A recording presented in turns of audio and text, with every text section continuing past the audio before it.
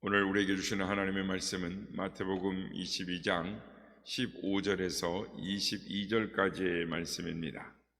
마태복음 22장 15절에서 22절까지의 말씀을 함께 합독하겠습니다.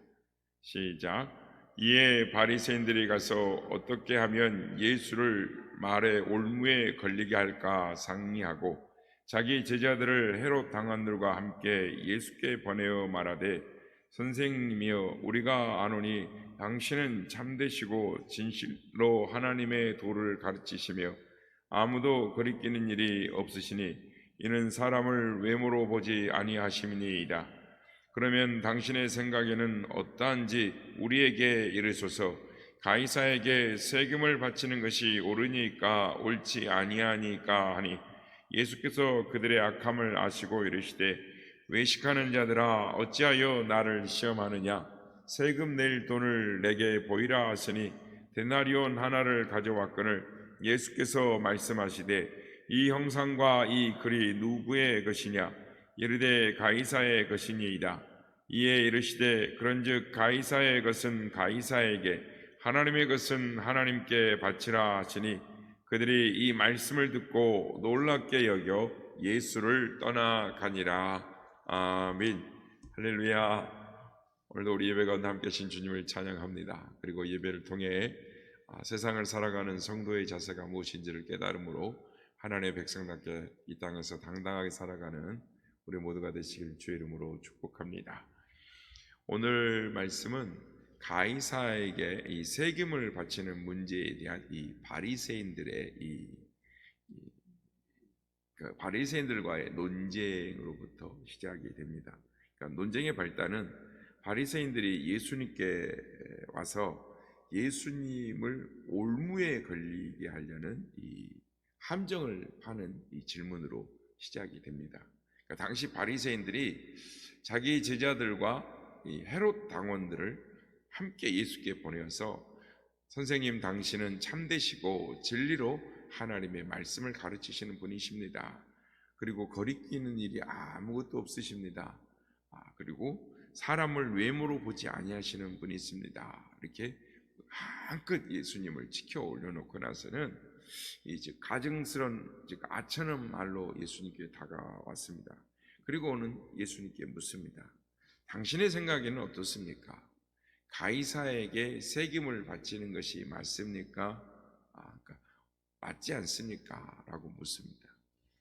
여기서 세금을 내라라고 하면은 예수님을 그러니까 로마에 이제 인정하는 사람, 그러니까 반민족주의자로 매도를 하고 나서 이 사람은 유일한 왕 되시는 하나님 여호와를 거역하는 자다라고 하면서 예수님을 반민족주의자, 하나님을 잘 섬기지 못하는 그런 위선적인 자로 매도를 하려고 이렇게 함정의 질문을 받습니다.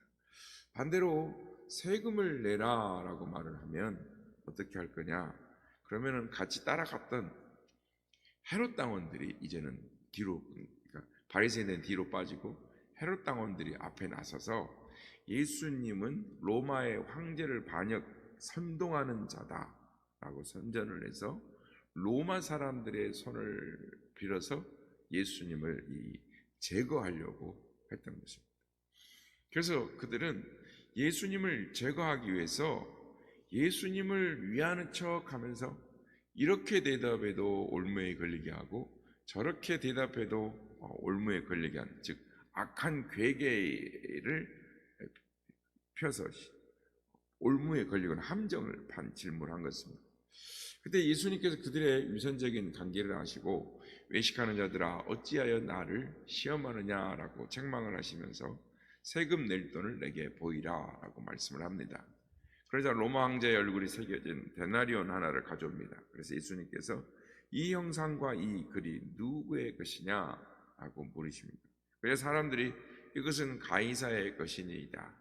그래서 예수님이 가이사의 것은 가이사에게, 하나님의 것은 하나님께 바치라 라는 말씀을 하자 예수님을 함정에 빠뜨리고 했던 이 사람들이 자기들 나름대로는 머리를 맞대고 궁리를 해서 지혜를 짜서 한 질문이었는데, 할 말을 얻게 만드니까 그들이 놀라면서 예수님을 떠나갔다라고 오늘 본문은 말씀을 합니다.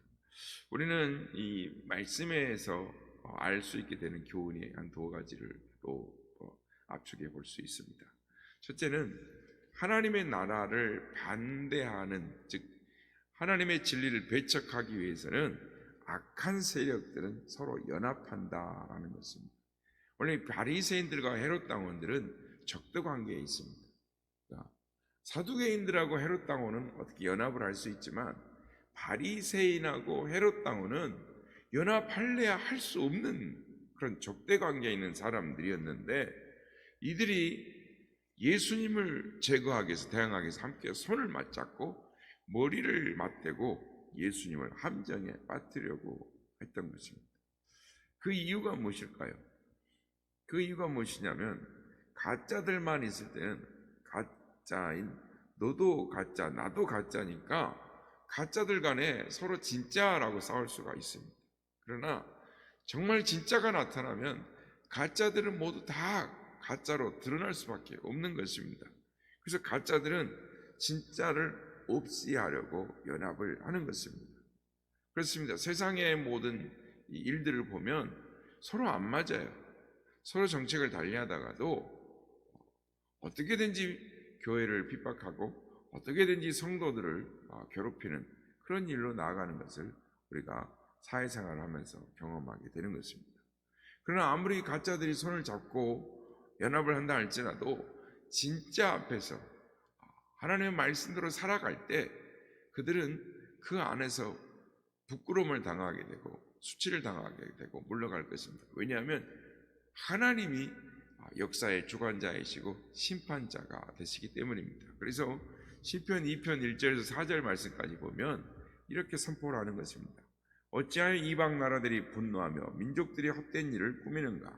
세상의 군왕들이 나서며 관원들이 서로 깨어하여 여호와의 그의 기름 부음 받은 자를 대적하며 우리가 그의 맨 것을 끊고 그의 결박을 벗어버리자 하는도다. 하늘에 계신 이가 웃으시며 주께서 그들을 비웃으시리로다 라고 말씀합니다.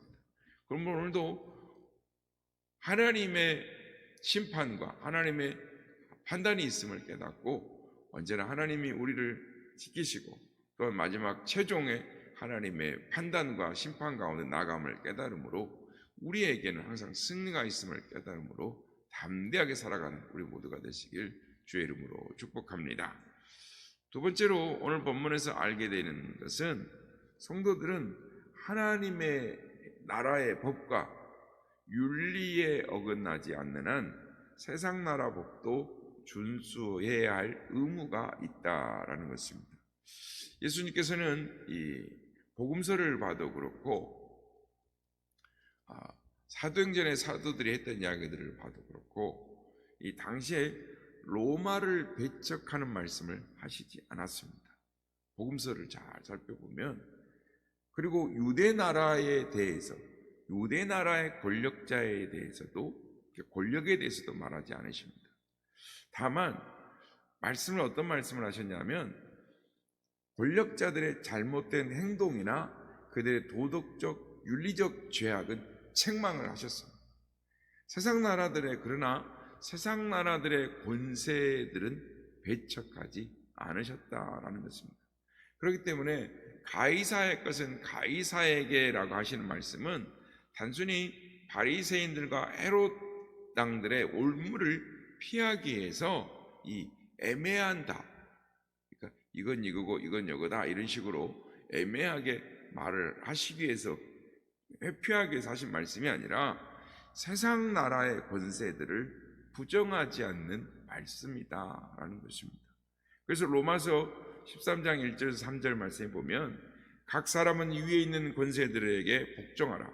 권세는 하나님으로부터 나지 않음이 없나니 모든 권세는 다 하나님께서 정하신 바라. 그러므로 권세를 거스린 자는 하나님의 명을 거스림이니 거스르는 자들은 심판을 자취하리라. 다스리는 자들은 선한 일에 대하여 두려움이 되지 않고 악한 일에 대하여 되나니 내가 권세를 두려워하지 아니하려느냐? 선을 행하라. 그리하면 그들에게 칭찬을 받으리라 라고 말씀합니다. 그리고 베드로전서 2장 13절 14절 말씀에서도 이렇게 말씀합니다. 인간의 모든 제도를 주를 위하여 순종하되 혹은 위에 있는 왕이나 혹은 그가 악행하는 자를 징벌하고 선행하는 자를 포상하기 위하여 보낸 총독에게 하라라고 말씀합니다. 성도 여러분, 우리 성도들은 영적으로는 보이지 않는 하나님 나라, 즉 천국의 시민권을 가진 자들이지만 동시에 육신을 입고 세상에 사는 동안은 육신적으로 세상 나라의 시민권을 가지고 사는 사람들입니다. 그래서 우리는 영적으로는 천국 백성이요, 장차 우리의 육신의 장막이 벗어나는 날 우리 영혼은 천국으로 가게 돼 있습니다. 하늘나라 백성으로서 본향을 들어가게 되고 안식하게 되는 것입니다. 그리고 주님께서 이 땅에 재림하시는 날 부활이 이루어지고 주님께서 예배하신 새 하늘과 새 땅, 영광스러운 몸으로 변하여 영원토록 주님과 함께 왕노릇하게 될 것입니다. 그러나 지금은 육신의 몸을 입고 세상에 사는 동안에는 대한민국이라는 이 나라의 시민으로서 살아가는 것입니다. 그래서 세상 나라의 법과 질서를 준수할 수 있어야 하는 것입니다. 왜 세상 나라의 법과 질서를 준수해야 합니까? 그 이유는 베드로전서에서도 말씀하는 것처럼 주를 위하여라는 것입니다. 우리가 성도들이 국가의 법을 무시하고 제멋대로 반사회적인 행동을 하게 되면 주위 사람들에게 복음을 전파하는 데 있어서 방해가 되기 때문입니다. 즉 장애 요소가 될 수 있는 것이죠. 그렇다고 국가의 법에 무조건 맹종해서도 안 되는 것입니다. 세상의 법은 불합리하게 사람들을 힘들게 할 수 있습니다. 뿐만 아니라 일부의 소수의 사람들의 이익을 위해서 운영되는 잘못되는 부분들이 있을 수 있습니다. 이런 부분에 대해서 개선하고 고쳐질 수 있도록 싸울 수도 있는 것이 그리스도인들인 것입니다. 그래서 이 땅의 모든 사람들이 평화롭게 자유하며 기본적인 인권을 유지하며 살아갈 수 있도록 힘을 쓸 수 있느냐 하는 것입니다. 그렇지만 우리 성도들은 국가 권력을 무시하고 배척해서도 안 되는 것입니다.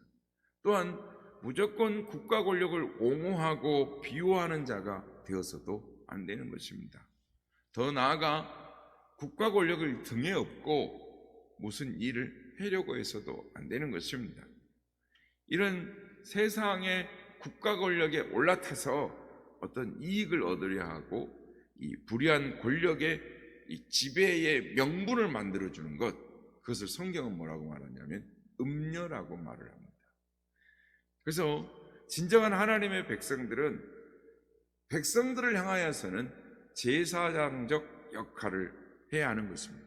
하나님의 말씀으로 그들을 위로하고 그들을 보살피고 그들을 세워가는 보듬어가는 역할을 해야 되지만 권세자들에게는 애언자로서의 역할을 할 수 있어야 하는 것입니다. 그래야 이 땅의 불의와 악함을 경계하고 그들이 하나님의 주권과 통치가 이 땅에 이루어질 수 있도록 애언자적 선포를 해야 하는 것입니다.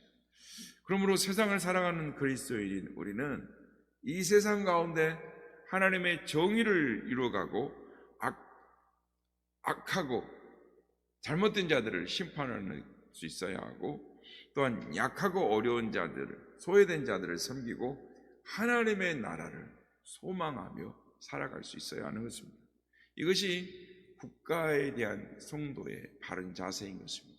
그래서 요즘의 사회에서 발생되는 극단적인 행위들, 국가를 무시하고 배척하는 행위, 또는 그들을 무조건 옹호하고 비호하는 행위들, 아니 기존에 우리 교회들이 잘못했던 일들로 인하여 비판과 지탄을 받는 국가 권력을 등에 업고 뭔가를 이익을 얻으려고 하고 그들을 비호했던 지배의 명분을 주었던 것 때문에 많은 지금도 복음을 전파하는 데 있어서 많은 어려움을 당하고 있는 것입니다.